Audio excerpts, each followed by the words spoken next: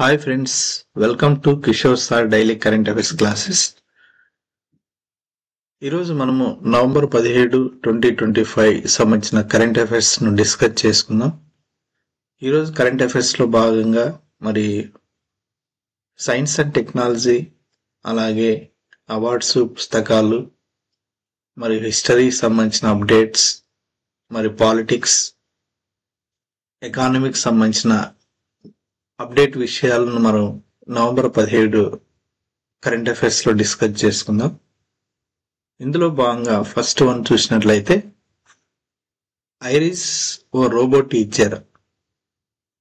బెంగళూరు అనేకల్ సమీపంలోని చందాపురంలో డీసేల్స్ అకాడమీ పాఠశాలలో బోధించేందుకు robo teacher iris వచ్చింది. కేరళకు చెందిన మేకర్స్ ల్యాబ్ ఈ ఏఐ రోబో ఉపాధ్యాయులని టీచర్స్ ని రూపొందించింది. సో ఇక్కడ వెరీ వెరీ ఇంపార్టెంట్, మరి ఐరిస్ అనే రోబో టీచర్ ను ఎవరు డెవలప్ చేశారు అని ఎగ్జామ్ పాయింట్ ఆఫ్ వ్యూలో అడుగుతాడు. కాబట్టి మేకర్స్ ల్యాబ్ అని గుర్తుపెట్టుకోవాలి. మేకర్స్ ల్యాబ్ అనే సంస్థ మరి ఐరిస్ అనే రోబో టీచర్ ను అపాయింట్ చేసుకుంది. సో ఐరిస్ అనే ఒక రోబో టీచరు మరి మన ఇండియాలోనే మొట్టమొదటి ఒక robo teacher, first robo teacher.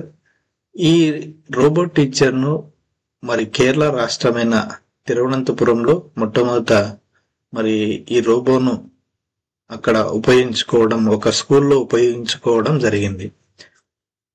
కాబట్టి రోబోస్ అనే ఐరిస్ అనే ఒక రోబో టీచర్ ను ఏ సంస్థ తయారు చేసింది అంటే, మనం గుర్తుపెట్టుకోవాల్సిన సంస్థ ఏమంటే మేకర్స్ ల్యాబ్ అని గుర్తుపెట్టుకోవాలి.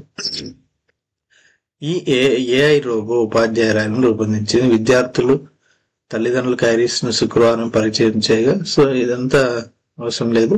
ఇంకా కాకపోతే మరి మొత్తం 40 భాషల్లో అర్థం చేసుకుంటుందని మరి తెలియజేయడం జరిగింది. కాబట్టి ఈ రోబోస్ టీచరు క్లాస్ లో విద్యార్థులు 40 భాషల్లో అడిగితే 40 భాషలకు కూడా ఆన్సర్ చెప్పే మరి ప్రోగ్రామింగ్ ఈ రోబోలో డిజైన్ చేయడం జరిగింది.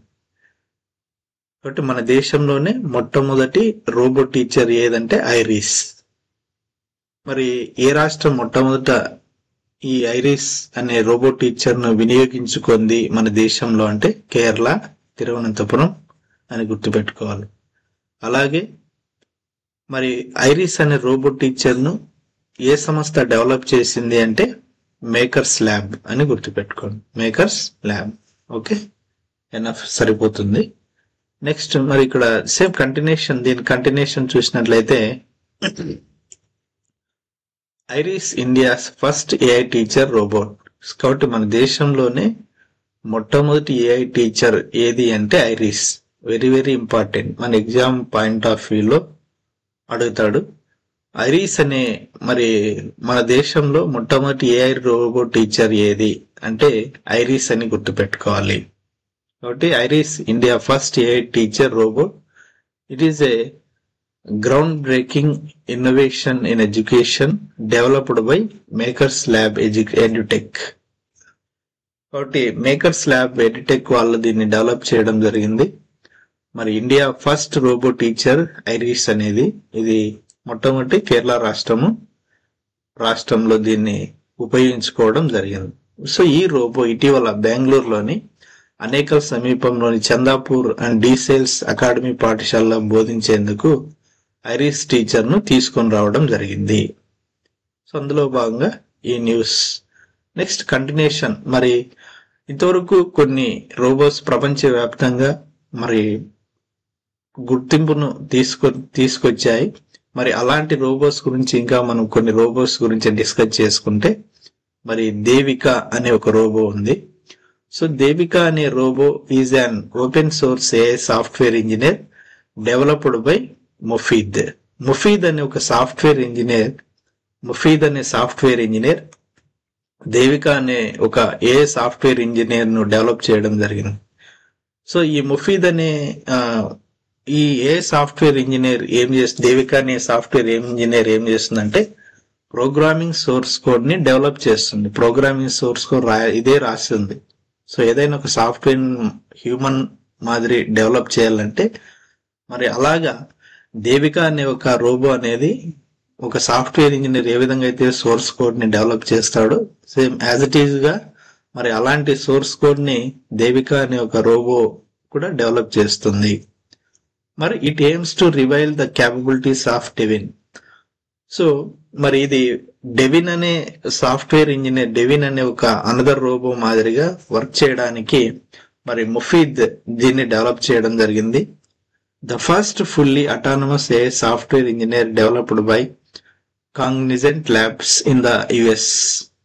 సో ఫస్ట్ ప్రపంచంలోనే మొట్టమొదటి ఏఐ సాఫ్ట్వేర్ ఇంజనీర్ రోబో ఏది అంటే ప్రపంచంలోనే మొట్టమొదటి ఏఐ సాఫ్ట్వేర్ ఇంజనీర్ రోబో ఏది అంటే డెవిన్ అనేది ప్రపంచంలోనే మొట్టమొదటి సాఫ్ట్వేర్ ఇంజనీర్ రోబో డెవిన్ అనేది. మరి ఈ సాఫ్ట్వేర్ ఇంజనీర్ రోబో డెవిన్ ను ఎవరు డెవలప్ చేశారంటే కాగ్నిజెంట్ ల్యాబ్ వాళ్ళు మరి ఎక్కడ యునైటెడ్ స్టేట్స్ ఆఫ్ అమెరికా అమెరికాలో డెవలప్ చేయడం జరిగింది. కాగ్నిజెంట్ ల్యాబ్స్ డెవిన్ డెవలప్ చేయడం జరిగింది. సో అదే విధంగా మన భారతదేశంలో కూడా మరి ముఫీద్ అనే సాఫ్ట్వేర్ ఇంజనీర్ మరి డెవిన్ కు పోటీగా మరి ముఫీద్ అనే ఒక సాఫ్ట్వేర్ ఇంజనీర్ దేవికాను డెవలప్ చేయడం జరిగింది. సో మన దేశంలో మొట్టమొదటి ఏఐ సాఫ్ట్వేర్ ఇంజనీర్ ఏది అంటే దేవిక. కాబట్టి ప్రపంచంలోనే మొట్టమొదటి ఏఐ సాఫ్ట్వేర్ ఇంజనీర్ రోబో ఏది అంటే డెవిన్. మన ఇండియాలో మొట్టమొదటి ఏఐ సాఫ్ట్వేర్ ఇంజనీర్ రోబో ఏదంటే దేవిక. మన దేశంలో అయితే దేవిక, మరి మొట్టమొదటి ప్రపంచంలో అయితే డెవిన్ ని డెవలప్ చేసింది కాగ్నిజెంట్ ల్యాబ్ వాళ్ళు. దేవికా రోబోని డెవలప్ చేసింది ముఫీద్ అనే సాఫ్ట్వేర్ ఇంజనీర్ అని గుర్తుపెట్టు. Very very important. Same continuation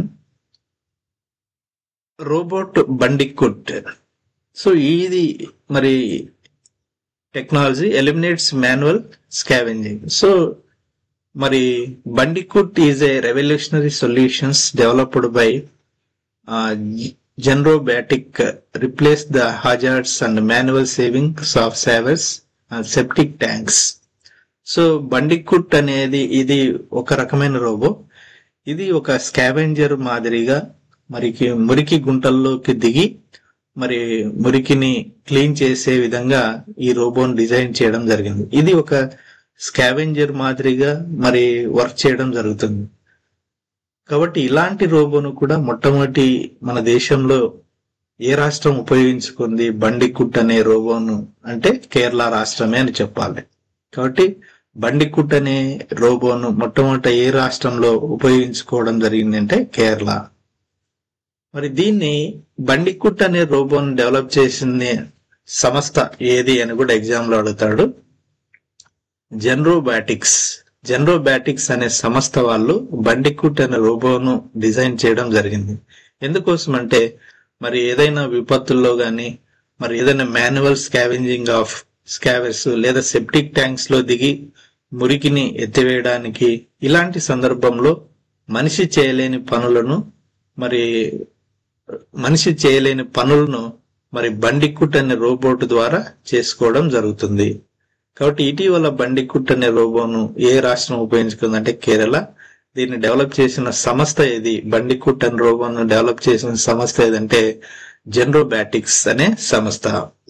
so ఇది వెరీ వెరీ వెరీ ఇంపార్టెంట్.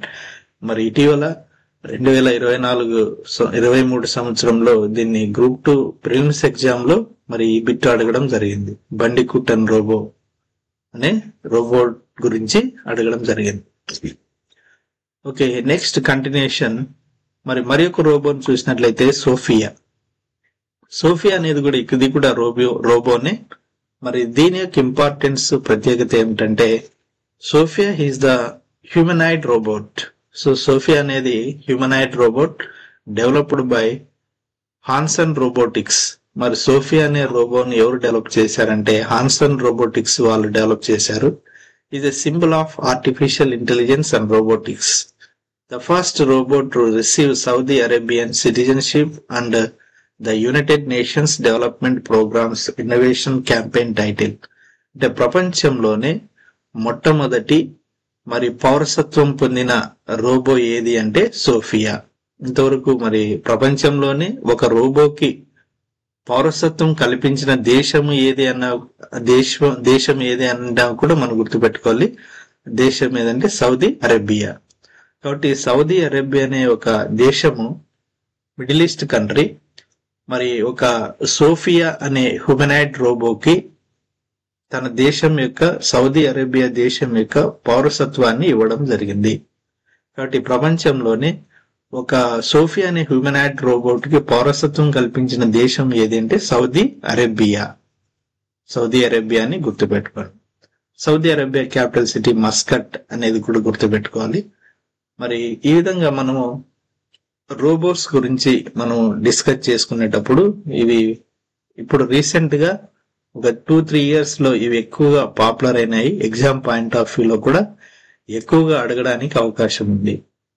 కాబట్టి సోఫియా హ్యూమనాయిడ్ రోబోట్ మరి మనకి ఏ విధంగా అయితే భారతదేశ పౌరసత్వం ఉందో, ఒక ఆధార్ కార్డు ఏ విధంగా అయితే పౌరసత్వాన్ని కలిగి ఉన్నామో, సేమ్ యాజ్ ఇట్ ఈస్ గా మరి సౌదీ అరేబియాలో సోఫియా అనే హ్యూమనాయిడ్ రోబోట్ కి ఆ దేశము పౌరసత్వము ఇవ్వడం జరిగింది.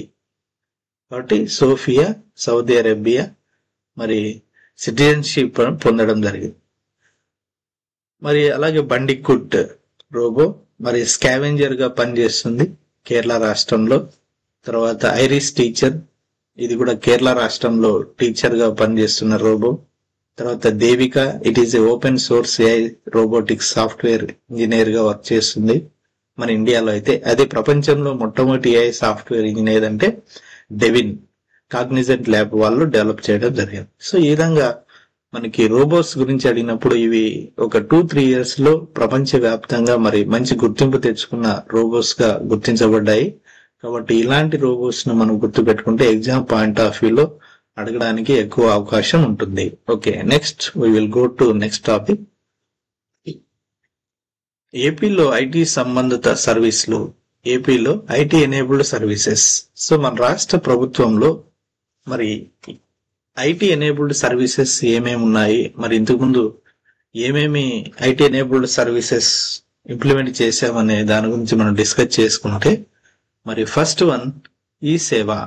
ఈ సేవ అంటే మనకి దీని పూర్తి పేరు ఏమని పిలవచ్చు అంటే ఎలక్ట్రానిక్ సేవ అంటాము.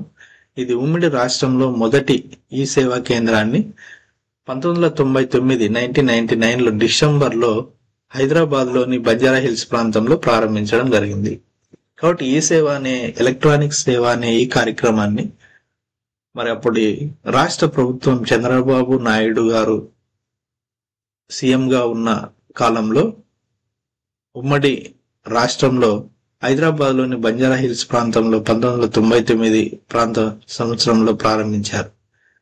ఈ సేవా కేంద్రంలో ఇంటర్నెట్ విధానం ద్వారా ప్రజలు ప్రభుత్వానికి కట్టవలసిన అనేక రకాల ఫీజులను చెల్లించాల్సి వచ్చింది. మరి ఈ సేవ అనే కార్యక్రమం ఎప్పుడు ప్రారంభించారు అని కూడా ఎగ్జామ్ రాయడానికి అవకాశం ఉంటుంది కాబట్టి ఇక్కడ మ్యాటర్ ఇవ్వడం జరిగింది. కాబట్టి ఈ సేవను 1999 డిసెంబర్ బంజారా హిల్స్ లో ప్రారంభించడం జరిగింది. తర్వాత ఏపీఎస్డబ్ల్యూఏఎన్. ఓకే, మరి ఈ సర్వీస్ ను ఇది ఎగ్జామ్ పాయింట్ ఆఫ్ వ్యూ లో ఇంతకు ముందు చాలా సార్లు అడిగినట్టు ఏపీఎస్డబ్ల్యూఏఎన్ ఫుల్ ఫామ్ ఏమి అని అడగడం జరిగింది. మరి ఫుల్ ఫామ్ ఏమంటే ఏపీఎస్డబ్ల్యూఏఎన్ ఫుల్ ఫామ్ ఏమంటే AP state wide area network. 2002లో రాష్ట్రంలోని అన్ని జిల్లా కలెక్టరేట్లను రాష్ట్ర సచివాలయంతో అనుసంధానం చేసి టెలికాన్ఫరెన్స్ నిర్వహించేందుకు ఉన్న వ్యవస్థను ఏపీఎస్డబ్ల్యూఏఎన్ అని అంటారు. కాబట్టి ఎగ్జామ్ లో మరి ఈ సర్వీస్ ను చాలా సార్లు అడిగారు. ఏపీఎస్డబ్ల్యూఏఎన్ ఫుల్ ఫామ్ ఏమి అని ఎగ్జామ్ లో అడిగాడు చాలా సార్లు. అదేవిధంగా ఇంకా ఏమంటే ఏపీఎస్డబ్ల్యూఏఎన్ ఫుల్ ఫామ్ ఏమంటే AP state wide area network అని. అలాగే మరి ఏపీఎస్డబ్ల్యూఏఎన్ అనే సర్వీస్ ఎందుకోసం ప్రవేశపెట్టడం జరిగిందంటే రాష్ట్ర సచివాలయంతో రాష్ట్రంలోని అన్ని జిల్లా కలెక్టరేట్లను రాష్ట్ర సచివాలయంతో అనుసంధానం చేసి టెలికాన్ఫరెన్స్ నిర్వహించేందుకు ఈ వ్యవస్థను ప్రారంభించడం జరిగింది అనేది కూడా గుర్తు పెట్టుకోవాల్సి ఉంటుంది. మరి ప్రస్తుతం వీడియో కాన్ఫరెన్స్ సౌకర్యాలను వెలుగుపూడిలోని తాత్కాలిక ప్రభుత్వ సముదాయానికి మరి APS APSCAN AP secretary campus area network కూడా విస్తరించారు. మరి ప్రస్తుతం ఉన్న ఏపీఎస్డబ్ల్యూఏఎన్ ను ఇప్పుడు ఏమని పిలవడం జరిగిందంటే ఏపీఎస్డిడబ్ల్యూఏఎన్ గా అభివృద్ధి చేయడం జరిగింది. మరి ఏపీఎస్డిడబ్ల్యూఎన్ అంటే AP state software defined wide area network. Very very important. మరి ఏపీఎస్డబ్ల్యూఏఎన్ గా ఉన్న ఈ సర్వీస్ ను ప్రస్తుతం ఏమని మార్పు చేయడం జరిగిందంటే ఏపీఎస్డిడబ్ల్యూఏఎన్ అనే మరి సర్వీస్ గా మార్పు చేయడం జరిగింది. కాబట్టి ఇది ఎగ్జామ్ లో మనకి ఎక్కువగా అడగడానికి అవకాశం ఉంటుంది. కాబట్టి ఏపీఎస్డబ్ల్యూఏఎన్ ను ఏమని మార్చారు అంటే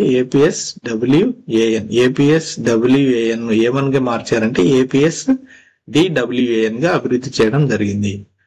కాబట్టి ప్రస్తుతం ఈ సర్వీస్ గా ఉంది. ఇది వెళ్ళిపోయి దీన్ని రీనేమ్ చేసి ఏపీఎస్డిడబ్ల్యూఏఎన్ గా మార్చడం జరిగింది. కాబట్టి దీని ఫుల్ ఫామ్ ఏమని మనకి ఎగ్జామ్ లో అడగడానికి అవకాశం ఉంటుంది. మరి AP state software defined wide area network అని గుర్తుపెట్టుకోవాలి. AP Andhra Pradesh state defined wide area network అని గుర్తుపెట్టు. అలాగే మరి ఒక సర్వీస్ ను మనం చూసినట్లయితే మరి SAP net. So SAP net full form ఏమంటే సొసైటీ ఫర్ ఏపీ నెట్వర్క్స్. ఈ సర్వీస్ అనేది ఇన్సాట్ ఉపగ్రహ వ్యవస్థ ద్వారా శాప్ నెట్ వ్యవస్థ పనిచేస్తుంది. మరి శాప్ నెట్ అనే ఈ సర్వీస్ ఎక్కడి నుంచి పనిచేస్తుందంటే ఇన్సాట్ ఉపగ్రహం ద్వారా, ఇన్సాట్ ఉపగ్రహ ఛానల్ ద్వారా మరి శాప్ నెట్ అనే సర్వీస్ పనిచేయడం జరుగుతుంది. ఈ సర్వీస్ ను 2003 మార్చి 22న ఏపీ ప్రభుత్వం శాప్ నెట్ ద్వారా మన టీవీ పేరుతో ప్రత్యేక టీవీ ఛానల్ ను ప్రారంభించింది. సో ఈ సర్వీస్ ను మరి 2003లో మార్చి 22న ఏపీ ప్రభుత్వం, అప్పటి ఏపీ రాష్ట్ర ప్రభుత్వం మన టీవీ అనే పేరుతో ప్రత్యేక టీవీ ఛానల్ ను ప్రారంభించింది. మన టీవీ ద్వారా అక్షరాస్యత, పశుపోషణ, వ్యవసాయము, గ్రామీణ అభివృద్ధి పథకాలు తదితర సమాచారాన్ని ప్రారంభించారు. 2004లో కేంద్ర ప్రభుత్వం మరి శాప్నెట్ స్ఫూర్తితో ఎడ్యునెట్ ఛానల్ ను కూడా ప్రారంభించింది. కాబట్టి మన రాష్ట్రంలో ప్రారంభించిన శాప్నెట్ మన టీవీ అనే ఈ ప్రోగ్రామ్స్ ని బేస్ చేసుకుని ఈ ప్రోగ్రామ్స్ సక్సెస్ఫుల్ గా మరి రన్ కావడం వల్ల ఈ ఛానల్ స్ఫూర్తితో మరి కేంద్ర ప్రభుత్వం కూడా ఎడ్యునెట్ అనే ఛానల్ ను కూడా ప్రారంభించింది. ఎడ్యునెట్ అనే ఛానల్. అలాగే అనదర్ ఇంకో మరి ఒక సర్వీస్ చూసినట్లయితే ఏపీ ఆన్లైన్. రాష్ట్ర ప్రభుత్వ సేవలు, సమాచారాన్ని ప్రజల వద్దకు సులభంగా చేర్చేందుకు 1996లో టీసీఎస్ టాటా కన్సల్ట్ సర్వీసెస్ సహకారంతో ప్రారంభించారు. కాబట్టి ఏపీ ఆన్లైన్ 1996లో టీసీఎస్ సహకారంతో ప్రారంభించడం జరిగింది. సో ఇవి మన రాష్ట్రంలో ప్రారంభించబడిన ఐటీ ఎనేబుల్డ్ సర్వీసెస్ గా చెప్పుకోవచ్చు. మరికొన్ని చూసినట్లయితే మరి aware. So aware full form మనకి ఎగ్జామ్ లో అడగడానికి అవకాశం ఉంటుంది. What is the full form of aware అని కూడా అడుగుతాడు. బట్ అవేర్ అంటే aware means AP weather forecasting and early warning research centre. Aware full form ఏమి అని ఎగ్జామ్ లో అడుగుతాడు.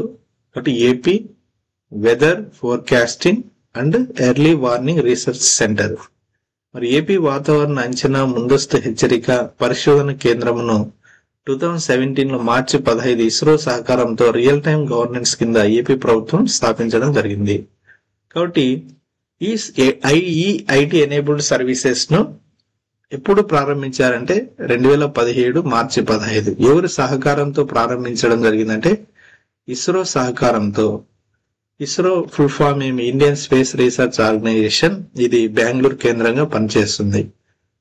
మరి ఈ రియల్ టైమ్ గవర్నెన్స్ లో భాగంగా మరి అవేర్ అనే ఈ ఐటీ ఎనేబుల్డ్ సర్వీసెస్ ను 2017 మార్చి 15న ప్రారంభించడం జరిగింది.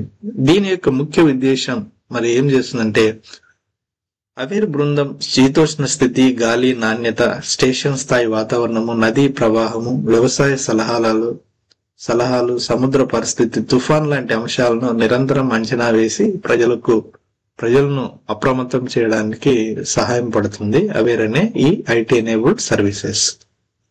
కాబట్టి ఈ న్యూస్ లో మరి అవేర్ ఫుల్ ఫామ్ ఏమి? అవేర్ అంటే AP weather forecasting and early warning research centre అని గుర్తుపెట్టుకోవాలి. మరి ఎవరి సహకారంతో అవేర్ అనే ఈ ఐటీ ఎనేబుల్డ్ సర్వీసెస్ స్టార్ట్ అయింది అంటే ఇస్రో అని గుర్తుపెట్టుకోవాలి. ఇస్రో. ఓకే, ఇస్రో అనేది హెడ్ క్వార్టర్ ఎక్కడుందంటే బెంగళూరు అని కూడా గుర్తుపెట్టుకోండి. మరి ఈ అవేర్ అనే ఐటీ ఎనేబుల్డ్ సర్వీసెస్ ఎప్పుడు ప్రారంభించారు అంటే 2017 మార్చి 15 అని గుర్తుపెట్టుకోండి. మరి అనదర్ ఐటీ ఎనేబుల్డ్ సర్వీస్ చూసినట్లయితే సైబర్ సెక్యూరిటీ. మరి Andhra Pradesh cyber security operating centre ను 2017లో విజయవాడ కేంద్రంగా ఏర్పాటు చేశారు. 2017లో సైబర్ సెక్యూరిటీ అనే ఈ ఐటీ ఎనేబుల్డ్ సర్వీసెస్ ను విజయవాడ కేంద్రంగా ఏర్పాటు చేయడం జరిగింది. ఇవి మన రాష్ట్రంలో ప్రారంభించబడిన ముఖ్యమైన ఐటీ ఎనేబుల్డ్ సర్వీసెస్ గా చెప్పుకోవచ్చు. మరి ఈ ఐటీ ఎనేబుల్డ్ సర్వీసెస్ మనకి ఎగ్జామ్ పాయింట్ ఆఫ్ వ్యూలో అడగడానికి ఎక్కువ అవకాశం ఉంటుంది, కాబట్టి ఇవి గుర్తుపెట్టుకోండి. నెక్స్ట్ టాపిక్, అంతరిక్షంలో ఇక ఇస్రో జాతరే. అంతరిక్ష ప్రయోగాలలో మన ఇస్రో అనేది మరి ఒక పండగ వాతావరణం నెలకొందని చెప్పొచ్చు. మరి ఈ ఆర్థిక సంవత్సరంలో 7 ప్రయోగాలు చేయడానికి మరి కృత నిశ్చయంతో ఉంది. వాటిలోని గగన్యాన్ కూడా 2028లో చంద్రయాన్ 4ను ప్రారంభించడానికి మరి సన్నాహాలు ప్రారంభించారు.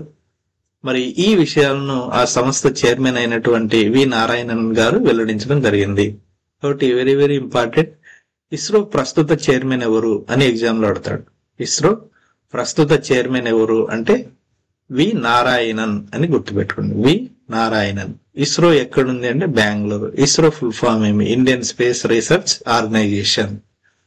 మరి చంద్రయాన్ 4 గగన్యాన్ సొంత అంతరిక్ష కేంద్రం ఏర్పాటు, ఉపగ్రహాలు సహా అనేక మిషన్లతో కూడిన భారీ ప్రణాళిక ఇస్రో ఉందని ఆ సంస్థ చైర్మన్ వి నారాయణన్ తెలిపారు. కాబట్టి ఇస్రో మరి చంద్రయాన్ 4 అనే ప్రయోగాన్ని 2028లో ప్రారంభించాలని ఒక ప్రాజెక్ట్ ఉంది.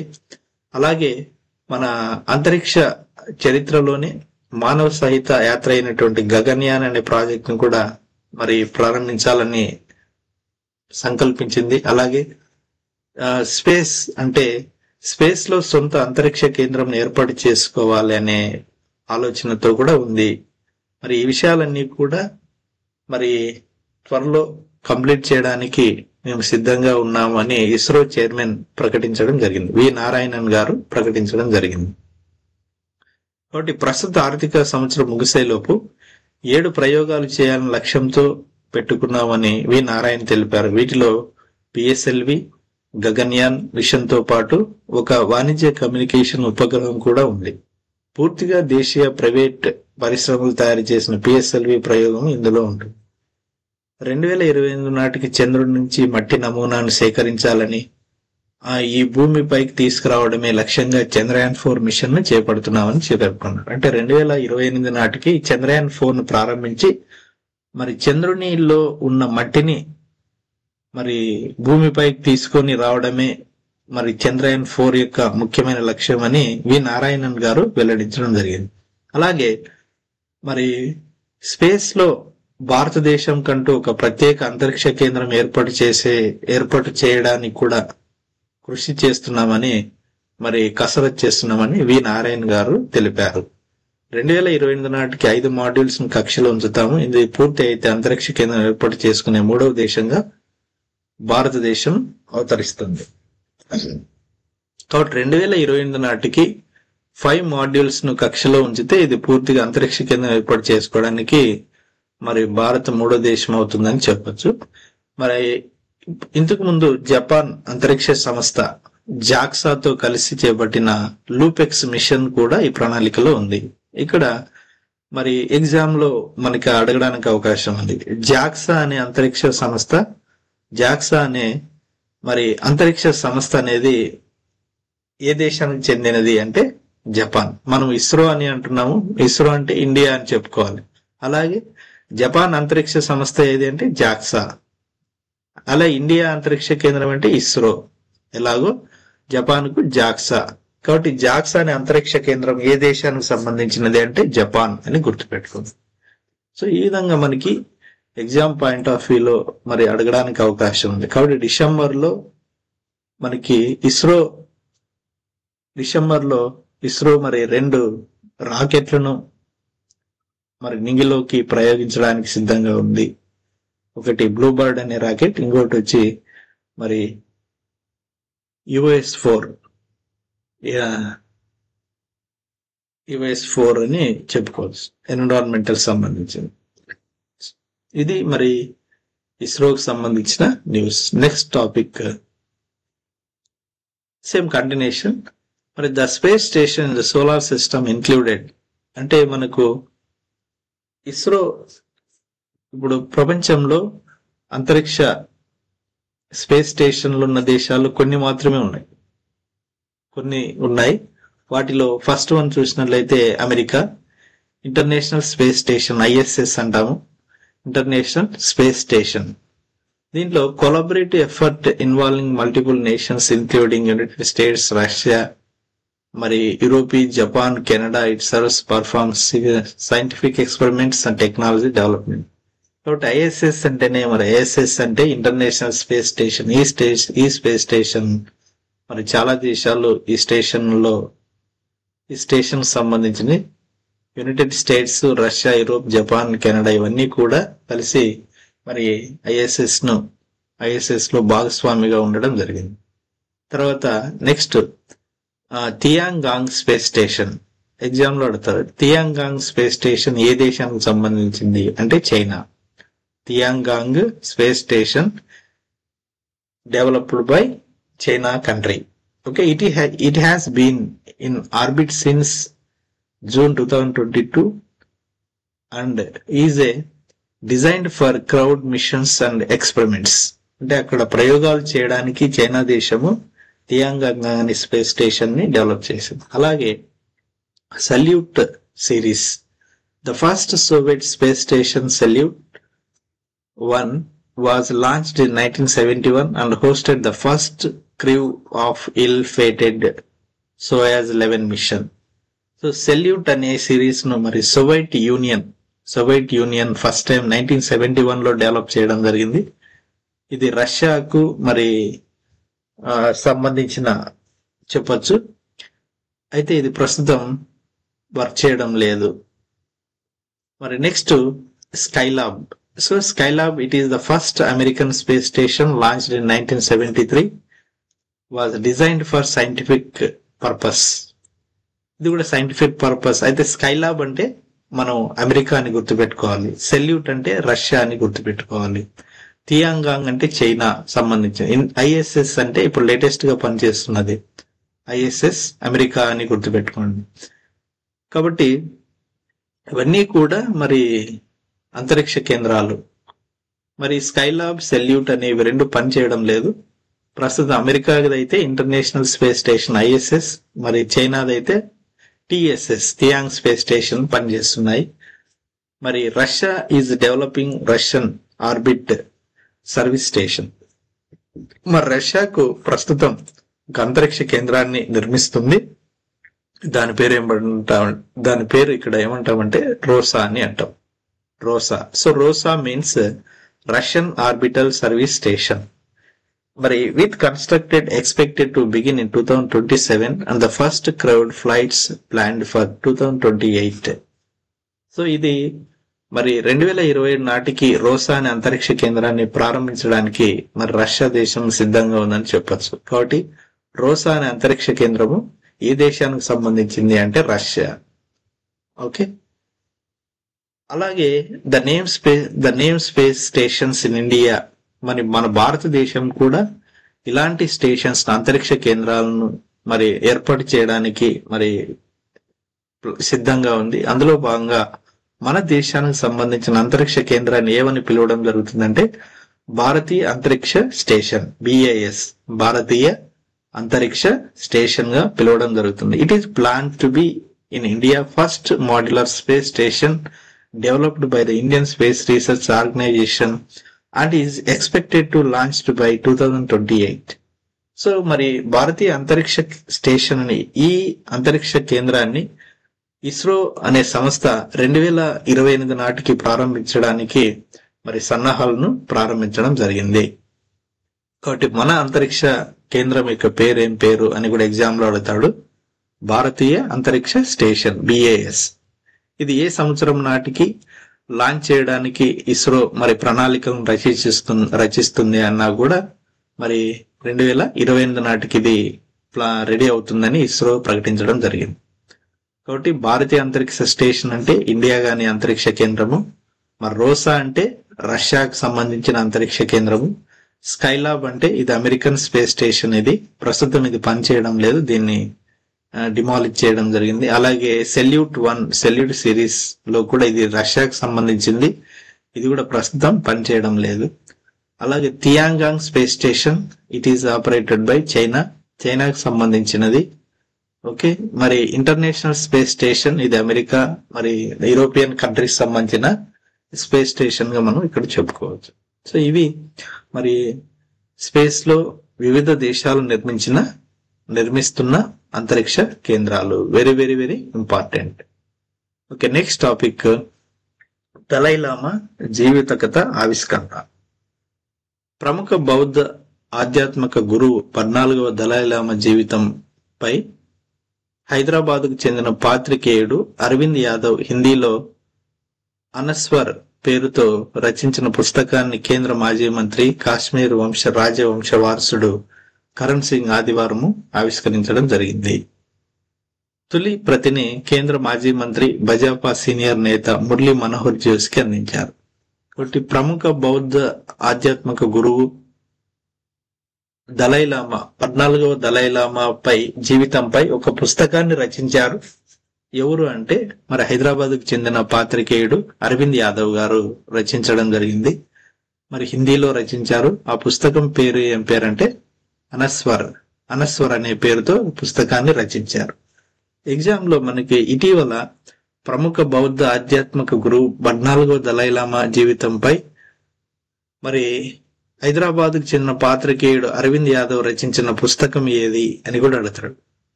అనస్వర్ అని గుర్తుపెట్టుకోవాలి. లేదా అనస్వర్ అనే పుస్తకం ఎవరికి సంబంధించిన పుస్తకం ఏది అంటే 14వ దలైలామా అని గుర్తుపెట్టుకోండి. 14వ దలైలామా అని కూడా గుర్తుపెట్టుకోండి. ఓకే, నెక్స్ట్ టాపిక్ కొత్త విద్యుత్ కేంద్రాలపై కీలక నిర్ణయం. రామగుండంలో 800 మెగావాట్ల థర్మల్ ప్లాంట్, 1500 మెగావాట్ల బ్యాటరీ ఇంధన నిల్వ వ్యవస్థ, 2000 మెగావాట్ల పంప్ స్టోరేజ్ నేడు మంత్రివర్గ ఆమోదానికి విద్యుత్ శాఖ ప్రతిపాదనలు. సో మన తెలుగు రాష్ట్రమైనటువంటి తెలంగాణ రాష్ట్రంలో కొత్త విద్యుత్ కేంద్రాలను నిర్మించాలనే సంకల్పంతో మరి రామగుండంలో 800 మెగావాట్ల థర్మల్ ప్లాంట్ ను, 1500 మెగావాట్ల బ్యాటరీ ఇంధన నిల్వ వ్యవస్థను, 2000 మెగావాట్ల పంప్ స్టోరేజ్ ను ఏర్పాటు చేయాలని మరి తెలంగాణ రాష్ట్ర ప్రభుత్వము మరి ఆమోదించడం జరిగింది. Next topic union minister Shivraj Singh Chouhan inaugurates Asian seed congress 2025 in Mumbai. The Asian Seed Congress 2025 was launched by Union Agriculture and Farmers Welfare and Rural Development Minister Shivraj Singh Chauhan in Mumbai today. The logo for the Asian Seed Congress 2025 was also unveiled during the inaugural functions, and theme for this year's Congress is showing seeds for prosperity through the quality seeds. మన union minister అయినటువంటి శివరాజ్ సింగ్ చౌహాన్ గారు inaugurate చేశారంటే Asian seed congress 2025. So Asian seed congress 2025 అనే programme ఎక్కడ జరిగింది అనే exam లో అడగడానికి అవకాశం ఉంది. ముంబై అని గుర్తుపెట్టుకోండి. కాబట్టి ఏషియన్ సీడ్ కాంగ్రెస్ 2025 ప్రోగ్రామ్ ఎక్కడ జరిగిందంటే Mumbai. Who is launched this programme అని కూడా ఎగ్జామ్ లో అడగడానికి అవకాశం ఉంది. Who is inaugurate Asian seed congress 2025 అని కూడా ఎగ్జామ్ లో అడిగితే మనం గుర్తుపెట్టుకోవాల్సిన నేమ్ అంటే union agriculture farmer welfare and rural development minister Shivraj Singh Chouhan అని గుర్తుపెట్టుకోండి. శివరాజ్ సింగ్ చౌహాన్. కాబట్టి ఇవి రెండు మనకి ఎగ్జామ్ పాయింట్ ఆఫ్ వ్యూ లో అడగడానికి అవకాశం ఉంది. అలాగే what is the theme of this programme? Asian seed congress 2025 programme యొక్క కాంగ్రెస్ యొక్క థీమ్ ఏమి అని కూడా అడుగుతాడు. థీమ్ వచ్చి sowing the seeds of prosperity through the quality seeds. Sowing the seeds of prosperity through quality seeds. కాబట్టి ఇలాంటి ఏవైనా కార్యక్రమాలు, ప్రోగ్రామ్ సంబంధించిన థీమ్స్ ఉన్నట్లయితే ఆ థీమ్స్ ను మనము మాక్సిమం గా ఇంగ్లీష్ లోనే గుర్తు పెట్టుకోవడానికి ట్రై చేయాలి. తెలుగులో ఇవి కన్వర్ట్ చేయకూడదు. కాబట్టి థీమ్స్ అన్ని మనం ఇంగ్లీష్ లోనే యాజ్ ఇట్ ఈస్ గా గుర్తు పెట్టుకోవడానికి ట్రై చేయాలి. కాబట్టి ఈ కాంటెక్స్ట్ లో మరి ఈ న్యూస్ లో మనకి 3 బిట్స్ ఎగ్జామ్ పాయింట్ ఆఫ్ వ్యూలో అడగడానికి అవకాశం ఉంది. ఒకటి, ఏషియన్ సీడ్ కాంగ్రెస్ 2025 మరి ప్రోగ్రామ్ ఎక్కడ జరిగింది అంటే ముంబై అని గుర్తుపెట్టుకోండి. ఏషియన్ సీడ్ కాంగ్రెస్ 2025 ముంబైలో జరిగిన కార్యక్రమాన్ని ఎవరు ఇనాగ్రేట్ చేశారు అని కూడా ఎగ్జామ్ లో అడుగుతాడు. శివరాజ్ సింగ్ చౌహాన్ అని గుర్తుపెట్టుకోండి. అలాగే ప్రస్తుత union agriculture and farmers welfare and rural develop minister ఎవరు అని కూడా ఎగ్జామ్ లో అడుగుతాడు. అంటే ప్రస్తుతం వెల్ఫేర్, సంక్షేమము మరి రూరల్ డెవలప్మెంట్, గ్రామీణ అభివృద్ధి మరి శాఖకు మినిస్టర్ ఎవరు అంటే శివరాజ్ సింగ్ చౌహాన్ అని గుర్తుపెట్టుకోండి. అలాగే ఏషియన్ సీడ్ కాంగ్రెస్ 2025 యొక్క థీమ్ ఏమి అని కూడా అడుగుతాడు. Showing the seeds of prosperity through the quality seeds అని కూడా గుర్తుపెట్టు. సో ఇవి ఎగ్జామ్ లో మనకు అడగడానికి ఎక్కువ అవకాశం ఉంది. కాబట్టి the is very very important. Next topic, India showcases world's largest digital inclusion drive at WTDC 25. ఇక్కడ WTDC అంటే ఇక్కడ ఏమంటే దీని ఫుల్ ఫామ్ ఏమంటే world telecommunication development conference. W అంటే world telecommunication development conference. World telecommunication development conference 25. Okay, మరి ఈ programme ఎక్కడ జరిగింది అని అడుగుతాడు ఎగ్జామ్ లో. సింపుల్ గా ఈ ప్రోగ్రామ్ ఏమి, వరల్డ్ టెలికమ్యూనికేషన్ డెవలప్మెంట్ కాన్ఫరెన్స్ 25 ఎక్కడ జరిగింది అంటే బాకు అనే నగరంలో జరిగింది.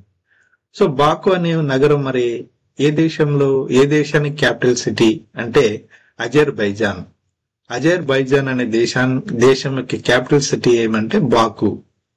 కాబట్టి బాకు ఏ దేశానికి క్యాపిటల్ సిటీ అని కూడా ఇండైరెక్ట్ గా అడుగుతాడు. అజర్బైజాన్ యొక్క క్యాపిటల్ సిటీనే బాకు. కాబట్టి మరి ఇటీవల world's largest digital inclusion drive మరి WTDC అంటే వరల్డ్ టెలికమ్యూనికేషన్ డెవలప్మెంట్ కాన్ఫరెన్స్ 25 ఎక్కడ జరిగిందంటే అజర్బైజాన్ లోని బాకు అనే నగరంలో జరిగింది అని గుర్తుపెట్టు. అజర్బైజాన్ లోని బాకు అనే నగరంలో. మరి ఈ ప్రోగ్రామ్ కు మన దేశం తరపున మరి ఎవరు కావడం జరిగింది అంటే మరి ఇక్కడ presenting India's vision for sustainable, secure and inclusive global digital for future, union minister of state communications and rural development doctor Pemmasani Chandrasekhar addressed the high level segment of the world telecommunication development conference in Baku today. కాబట్టి మన దేశం తరపున Pemmasani Chandrasekhar union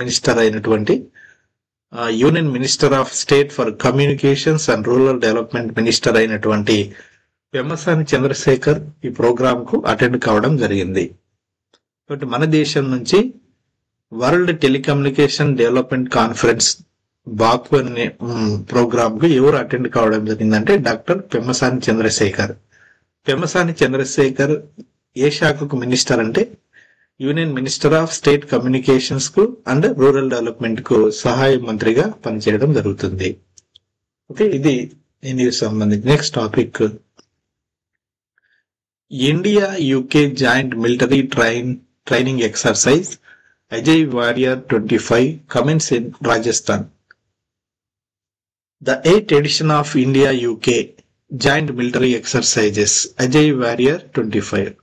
ఇక్కడ Ajay warrior 25 అనే ఈ joint military exercise ఏ దేశాలకు సంబంధించినది అని ఎగ్జామ్ లో అడుగుతాడు. కాబట్టి ఇండియా UK అంటే యునైటెడ్ కింగ్డమ్. ఇండియాకు యునైటెడ్ కింగ్డమ్ కు జరిగే జాయింట్ మిలిటరీ ఎక్సర్సైజ్ ఇది. దాని పేరు ఏం పేరంటే Ajay warrior 25. This program commenced today at foreign training node Mahajan field firing ranges Rajasthan. మరి ఈ ప్రోగ్రాం ఎక్కడ జరుగుతుందంటే మన దేశంలో రాజస్థాన్ లోని మహాజన్ ఫీల్డ్ ఫైరింగ్ రేంజెస్ లో మరి ఈ ప్రోగ్రాం రెండు దేశాల మధ్య ప్రారంభించడం జరుగుతుంది. ఇది 14 రోజులు జరుగుతుంది. సో 14 రోజులు ఇది బైలాటరల్ మరి joint military exercise. Bilateral joint military exercise it scheduled from 17 to 30 November 2025. So Ajay warrior 25 అనే ప్రోగ్రామ్ ఏ దేశాలకు సంబంధించిన ఎక్సర్సైజ్ అని కూడా అడుగుతాడు. ఇండియా అండ్ యునైటెడ్ కింగ్డమ్ అని గుర్తుపెట్టుకోవాలి. అలాగే అజయ్ వారియర్ 25 అనేది మరి ఇది నేవీ ఎక్సర్సైజా లేదా మిలిటరీ ఎక్సర్సైజా లేదా ఎయిర్ ఫోర్స్ ఎక్సర్సైజ్ అని కూడా అడుగుతాడు కన్ఫ్యూజ్ చేయడానికి. కాబట్టి అజయ్ వారియర్ అనే ఈ ఎక్సర్సైజ్ అనేది బైలాటరల్ ఎక్సర్సైజ్, ఇది జాయింట్ మిలిటరీ ఎక్సర్సైజ్ అని గుర్తుపెట్టుకోవాలి. జాయింట్ మిలిటరీ ఎక్సర్సైజ్ అని గుర్తుపెట్టుకోవాలి. కాబట్టి ఇది 8th ఎడిషన్. మరి joint military exercise Ajay warrior 25 exercise ఎక్కడ జరిగింది అనేది కూడా ఇంపార్టెంట్. మన దేశంలో ఈ program Mahajan field firing ranges Rajasthan లో జరిగింది. Okay, very very very important. Ajay warrior 25 అంటే India UK joint military exercise, ఇది రాజస్థాన్ లో జరిగింది. ఓకే, ఇది వెరీ వెరీ ఇంపార్టెంట్ గా గుర్తుపెట్టుకోండి. Next topic, 16th Finance Commission submits its reports for the award period from 2026 to 2027, 2030 to 31 to the President of India. So President of India, who is the President of present India అన్నప్పుడు మనం ద్రౌపది ముర్ము గారు అని గుర్తుపెట్టుకోవాలి. ఇక్కడ news లో చూస్తే మరి the 16th Finance Commission was constituted by the Honorable President of India in pursuance of Clause 1 of Article 280 of the Constitution. The 16th Finance Commission, headed by Chairman Dr. Arvind Panagaria, submitted its reports today to Honorable President of India. Members of the 16th Finance Commission, Srimati Anna George Matthew, Dr. Manoj Pandey, Sri T. Ravi Shankar and Soumya Kant Ghosh, and Secretary to the 16th Finance Commission, Sri Ritvik Pandey, accompanied the Chairman. Thereafter, the 16th Finance Commission also presented by copy to the report to the Prime Minister and to the Union Finance Minister today. So, 16వ Finance Commission రిపోర్టును 16వ Finance Commission రిపోర్టును మనకి exam లో simple గా అడతాడు. మరి 16th Finance Commission కు chairman ఎవరు అని అడుగుతాడు. అంటే 16వ ఆర్థిక సంఘానికి చైర్మన్ ఎవరు అని కూడా ఎగ్జామ్ లో అడుగుతాడు. వెరీ వెరీ ఇంపార్టెంట్, చాలా అడుగుతాడు. ఈ బిట్స్ చాలా ఎగ్జామ్స్ కి అడగచ్చు. కాబట్టి 16th Finance Commission చైర్మన్ ఎవరు అంటే మనం గుర్తుపెట్టుకోవాల్సిన పేరు ఏం పేరంటే డాక్టర్ అరవింద్ పనగారియా. డాక్టర్ అరవింద్ పనగారియా అని గుర్తుపెట్టుకోవాలి. కాబట్టి 16వ ఆర్థిక సంఘానికి అధ్యక్షుడు ఎవరు అంటే డాక్టర్ అరవింద్ పనగారియా. మరి ఈ 16th Finance Commission submits it's report అంటే 16th Finance Commission లో మరి కమిషన్ అనేది ఒక సర్వే చేసింది. ఏ సంవత్సరం గాను మరి రిపోర్ట్ ను ప్రిపేర్ చేసింది అంటే 2026-27 నుంచి 2030-31 కాలానికి ఈ టైం పీరియడ్ కి సంబంధించి ఒక రిపోర్టును తయారు చేసింది. ఆ రిపోర్టును మన ప్రెసిడెంట్ కి మరి ఇవ్వడం జరిగింది. కాబట్టి వెరీ వెరీ ఇంపార్టెంట్. మరి 16th Finance Commission రిపోర్టును తయారు చేసింది. ఆ రిపోర్టు ఏ పీరియడ్ కి సంబంధించింది అని కూడా ఎగ్జామ్ లో అడుగుతాడు. 16th Finance Commission report during which period అని కూడా అడుగుతాడు. 2026-27 టు 2030-31 అని కూడా గుర్తుపెట్టుకోవాలి. ఈ టైం ను కూడా మనము గుర్తుపెట్టుకోవాల్సి ఉంటుంది. కాబట్టి 16వ ఆర్థిక సంఘము ప్రిపేర్ చేసిన రిపోర్ట్ ఏ సమయానికి సంబంధించింది 2026-27 నుంచి 2030-31 సంవత్సరానికి సంబంధించిన రిపోర్ట్. మరి 16వ ఆర్థిక సంఘానికి చైర్మన్ ఎవరు? డాక్టర్ అరవింద్ పనగారియా అని గుర్తుపెట్టుకోవాలి. మరి ఈ ఫైనాన్స్ కమిషన్ అనేది మరి చట్టబద్ధ సంస్థ, రాజ్యాంగబద్ధ సంస్థ, రాజ్యాంగేతర సంస్థ ఏమి అని కూడా ఎగ్జామ్ లో చాలా సార్లు అడిగినాడు. కాబట్టి ఫైనాన్స్ కమిషన్ అనేది ఇది రాజ్యాంగబద్ధ సంస్థ ఇది. కాబట్టి రాజ్యాంగబద్ధ సంస్థ ఇది. కాబట్టి ఈ ఫైనాన్స్ కమిషన్ నుంచి మన భారత రాజ్యాంగంలో మరి ఆర్టికల్ 280లో చూపిస్తుంది. ఆర్టికల్ 280. కాబట్టి ఆర్టికల్ 280 దేని గురించి ప్రస్తావిస్తుంది రాజ్యాంగంలో అంటే ఆర్థిక సంఘం ఫైనాన్స్ కమిషన్ నుంచి ప్రస్తావించడం జరుగుతుంది. ఫైనాన్స్ కమిషన్ నుంచి మరి ఆర్టికల్ 280 రాజ్యాంగంలో మరి ప్రస్తావించడం జరుగుతుంది. కాబట్టి వెరీ వెరీ వెరీ ఇంపార్టెంట్. కాబట్టి 16th finance commission was constituted by honourable president of India, article 280 of constitution. మరి ఇక్కడ 16th ఎఫ్సి అంటే finance commission headed by Chairman Dr. Aravind Panagaria, submitted its reports today to Honorable President of India. మరి ఈ 16వ ఆర్థిక సంఘంలో లేదా 16th finance commission లో members ఉన్నారు. అంటే అరవింద్ పనగారి అనే పర్సన్ చైర్మన్ అయితే మరి దీంట్లో మెంబర్స్ ఉన్నారు. ఆ మెంబర్స్ పేరు చూసినట్లయితే శ్రీమతి అన్నా జార్జ్ మాథ్యూ అనేది ఆమె ఇక్కడ ఒక మెంబరు. అలాగే డాక్టర్ మనోజ్ పాండే అనేవారు కూడా మెంబరే.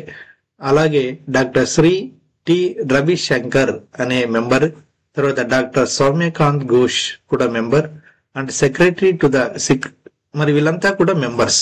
అంటే ఒక చైర్మన్ 4 మెంబర్స్ ఉంటారు. ఆర్థిక సంఘంలో ఎంతమంది మెంబర్స్ ఉంటారు అని కూడా ఎగ్జామ్ లో అడుగుతాడు. ఆర్థిక సంఘం యొక్క లేదా ఫైనాన్స్ కమిషన్ యొక్క స్ట్రక్చర్ ఏమి అంటే మరి ఒక చైర్మన్ ఉంటారు. తర్వాత 4 మెంబర్స్. మరి ఒక చైర్మన్ ప్రస్తుతం ఎవరున్నారంటే అరవింద్ పనగారియా. మెంబర్స్ ఎవరున్నారు అంటే శ్రీమతి అన్నా జార్జ్ మాథ్యూ, డాక్టర్ మనోజ్ పాండే, శ్రీ రవి శంకర్, డాక్టర్ సౌమ్యకాంత్ ఘోష్. మరి and secretary to the 16th plan commission కు సెక్రటరీ ఎవరున్నారంటే ప్రస్తుతం 16వ ఆర్థిక సంఘానికి సెక్రటరీ ఎవరు అని కూడా ఎగ్జామ్ పాయింట్ ఆఫ్ వ్యూలో అడగడానికి అవకాశం ఉంది. శ్రీ రిత్విక్ పాండే అని కూడా గుర్తుపెట్టుకోవాలి. కాబట్టి వెరీ వెరీ వెరీ ఇంపార్టెంట్. మనకి ఎగ్జామ్ లో ఈ టాపిక్ నుంచి బిట్స్ రావడానికి ఎక్కువ అవకాశం ఉంది అని చెప్పచ్చు. Okay, will go to next topic. Okay, these are November 17, 2025 current affairs. కాబట్టి ఎవరైతే మరి మా ఛానల్ ను ఇంత ఓపికగా చూశారో వాళ్ళందరికీ థ్యాంక్ యూ వెరీ మచ్. మరి ఛానల్ ను వాచ్ చేయండి, రెగ్యులర్ గా వాచ్ చేయండి. మీ ప్రిపరేషన్ కు సంబంధించిన కంటెంట్ ను జనరేట్ చేసి మీకు ఇవ్వడానికి ట్రై చేస్తాము. మీ ప్రిపరేషన్ లో మా ఛానల్ ఎంతో హెల్ప్ఫుల్ గా ఉంటుంది మీకు. కాబట్టి మన ఛానల్ ను మీ ఫ్రెండ్స్ కు మరియు కాంపిటేటివ్ ఎగ్జామ్స్ ప్రిపేర్ అయ్యే వారందరికీ ఛానల్ ను షేర్ చేయండి. అలాగే సబ్స్క్రైబ్ చేసుకోండి. Thank you very much.